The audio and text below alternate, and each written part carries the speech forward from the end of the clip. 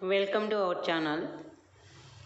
ఈరోజు ఈ వీడియోలో మనం టెట్ డిఎస్సికి సంబంధించినటువంటి సైకాలజీలో మనోసామాజిక్ సిద్ధాంతం, దీన్ని ఇంగ్లీష్లో సైకో సోషల్ డెవలప్మెంట్ అంటాం. అలాగే దీనికి ఇంకొక పేరు కూడా ఉంది, అదేంటంటే ఎరిక్సన్ సిద్ధాంతం. అంటే ఎరిక్సన్ అనేటటువంటి వైజ్ఞానికుడు దీన్ని కనుక్కోవడంతో దీనికి ఎరిక్సన్ సిద్ధాంతం అని కూడా మనం చెప్పచ్చు అన్నమాట. మనోసామాజిక సిద్ధాంతం లేకపోతే ఎరిక్సన్ సిద్ధాంతం, ఇంగ్లీష్లో అయితే సైకో సోషల్ డెవలప్మెంట్ అన్నమాట. దీని గురించి మనం ఈ వీడియోలో చూస్తున్నాం. Iska ప్రతిపాదక high Ericsson. దీన్ని ప్రతిపాదించినటువంటి వైజ్ఞానికుడు ఎవరు అంటే ఎరిక్సన్ అన్నమాట. ఈయన జర్మనీలో జన్మించారు, తర్వాత అమెరికాలో స్థిరపడటం జరిగింది. ఇన్హోనే బచ్చో మే వ్యక్తిగత పహచాన్ కే బారే మే కియా. మరి ఈ ఎరిక్సన్ తన సిద్ధాంతంలో దేన్ని గురించి చెప్పారు అంటే పిల్లల్లో వ్యక్తిగత గుర్తింపులని గురించి చెప్పారనమాట. జీవన్ మే 8 స్టెప్స్ హోతా హై. ఒక మనిషి జీవితాన్ని 8 భాగాలుగా విభజించారనమాట.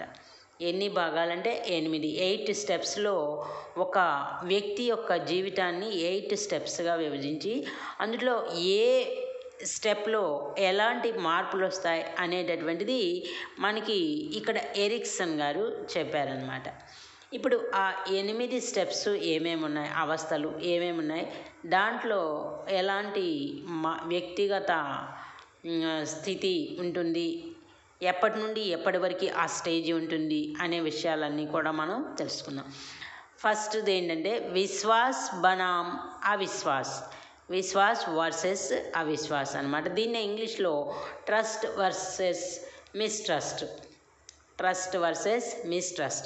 ఎందుకంటే మనం అప్పుడప్పుడు ఇంగ్లీష్ నేమ్స్ కూడా తెలుసుకోవాలి. ఎందుకంటే ఎగ్జామ్లో ఇంగ్లీష్ నేమ్స్ ఇచ్చిన మనం తెలుసుకొని ఆన్సర్ రాయగలిగే స్టేజీలో ఉండాలన్నమాట.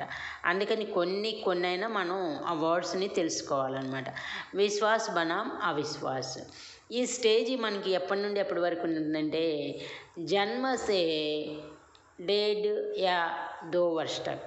అంటే పుట్టిన దగ్గర నుండి 1.5 లేదా 2 సంవత్సరాల వరకు ఉంటుందన్నమాట. ఇది విశ్వాస్ बनाम अविश्वास అనమాట.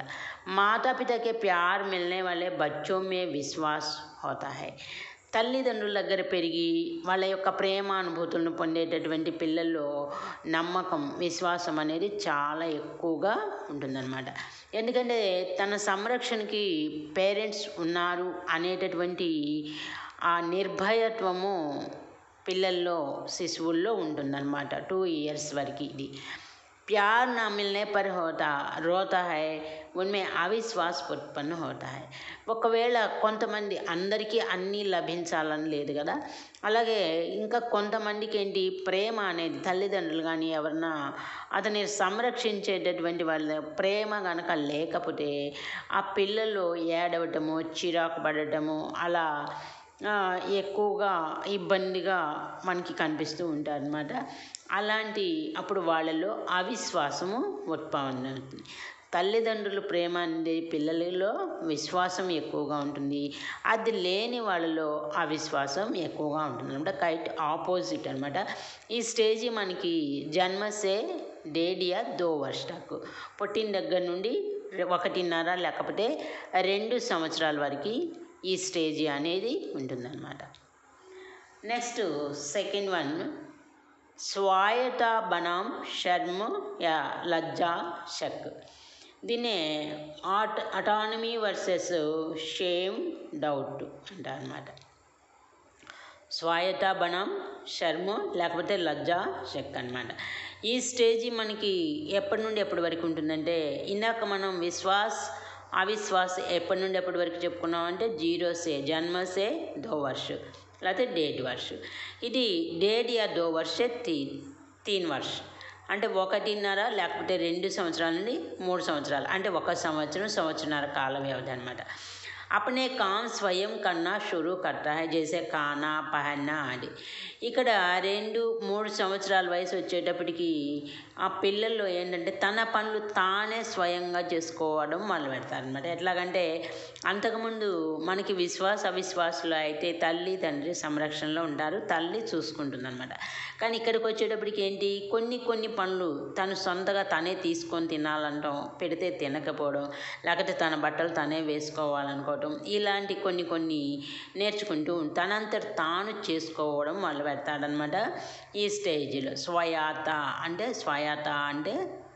ఇది స్వయం అనమాట. స్వయంనే స్వాయత లేకపోతే స్వయం అని అంటాం అనమాట. దోసరం పర్ నిర్భర్ రహనా నహి చాతే, అందుకని ప్రతిదీ కూడా తను చేసుకోవాలి, ఇంకొకరి మీద ఆధారపడకూడదు.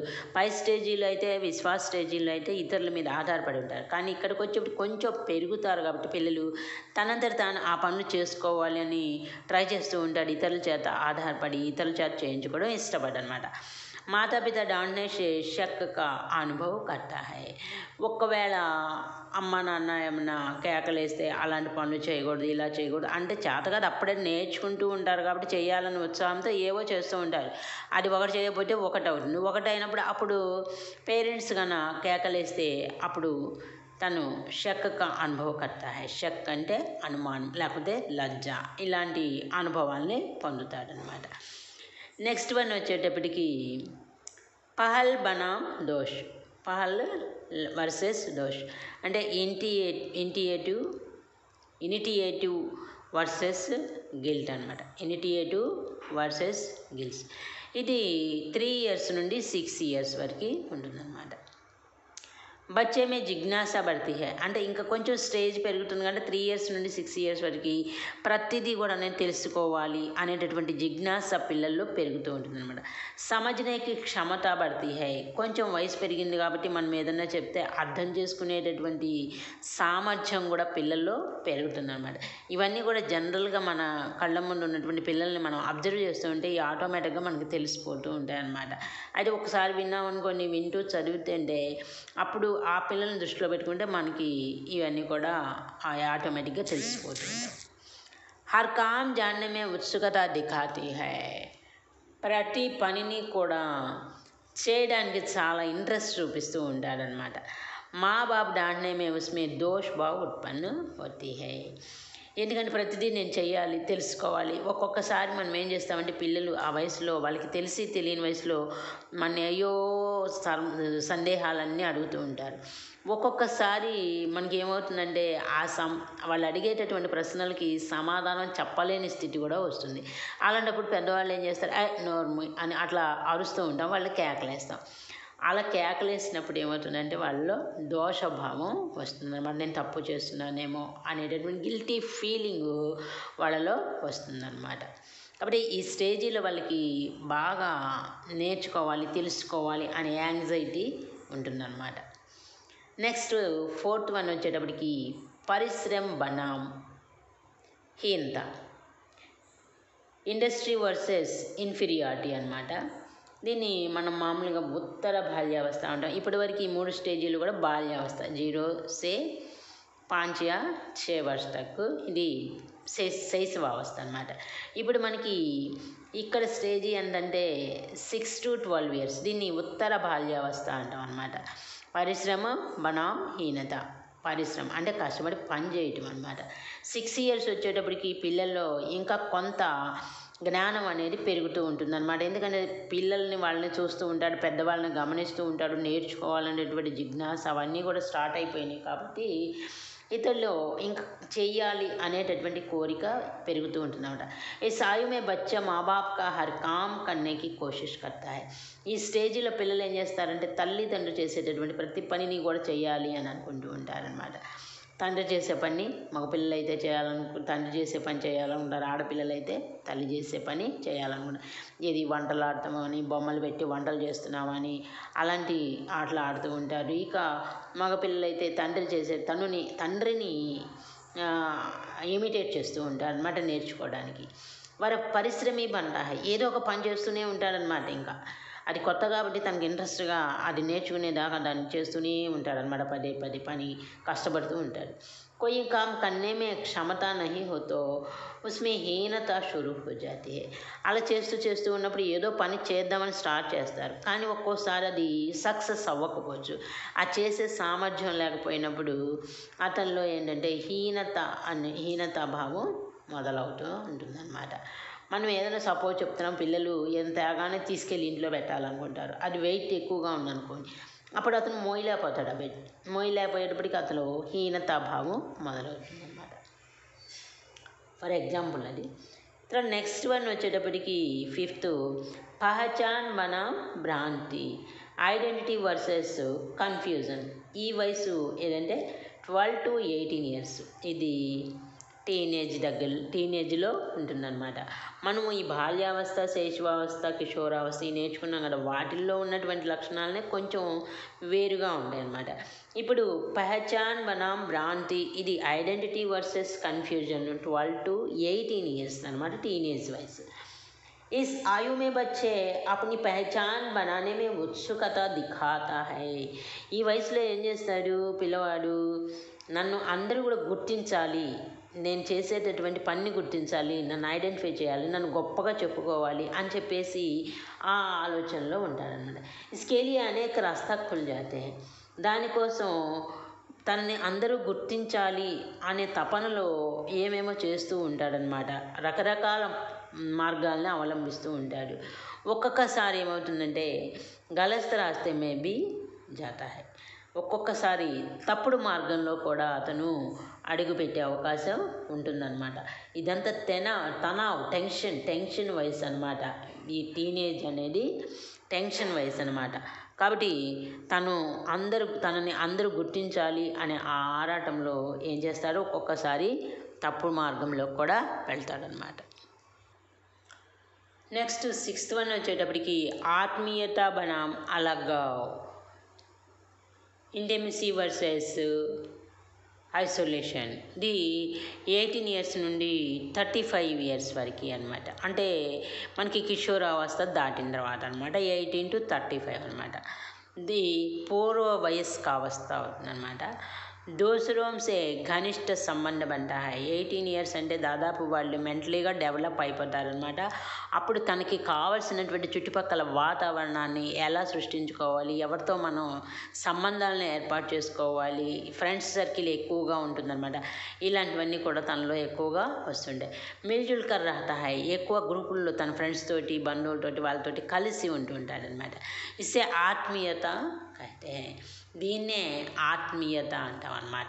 ఈ కలిసి ఉండడాన్నే ఆత్మీయత అంటాం. ఎందుకంటే అప్పటికి తనలో మెచ్యూరిటీ అనేది వస్తుందన్నమాట. ఆ మెచ్యూరిటీ వచ్చిన తర్వాత ఒక జాబ్ పరంగా కానీ, లేకపోతే ఇంకేమైనా సమస్యల పరంగా కానీ, తన ఫ్యూచర్ పరంగా కానీ, తన ఫ్యూచర్ ప్లాన్స్ గురించి కానీ ఇతరులతో చర్చించటం, తను ఒక డెసిషన్ తీసుకోవడం, ఇవన్నీ కూడా ఈ స్టేజీలోనే జరుగుతాయి అన్నమాట. నహీ తో అలగావ్ హోతే అలగ్ రహతే హై. ఒకవేళ అలాంటి మెంటాలిటీ కనుక లేకపోతే ఏం చేస్తాడంటే సపరేట్గా, సింగిల్గా, ఏకాగ్గా వండిపోతూ ఉంటాడనమాట. ఇదే ఆత్మీయత వర్సెస్ అలగావ్ అనమాట. నెక్స్ట్ 7th, జననాత్మకత బనావ్ స్థిరత, జనరేటివిటీ వర్సెస్ స్టాగ్నేషన్ అంటాం అనమాట. జనరేటివిటీ వర్సెస్ స్టాగ్నేటివ్. ఇది ఎప్పటి నుండి అంటే 35 to 65 years అనమాట. దీన్ని మధ్య వయస్కావస్థ అంటాం అనమాట. 35 నుండి 65 వరకు మధ్య వయస్కావస్థ అంటాం. హమ్ దూసరే లోగోం కే బారే మే సోచతే హై. అప్పటికి ఏమవుతుందంటే ఈ సంసారం అనే దాంట్లో పడిపోతారు. 35 to 65 అంటే తన పిల్లల బాధ్యత చూసుకోవటము, వాళ్ళ యొక్క భవిష్యత్తును చూడటము, వాళ్ళ ఎడ్యుకేషను, వాళ్ళ మ్యారేజెస్, ఇలాంటి బాధ్యతలన్నింటిలో కూడా ఉంటాడనమాట. దూసరే లోగోంకే బారే మే సోచతా హై. ఇతరుల గురించి ఆలోచిస్తాడు. అవసరమైతే వాళ్ళకి హెల్ప్ చేయడానికి మనం హెల్ప్ తీసుకుంటాం, అలాంటివన్నీ జరుగుతాయి అన్నమాట.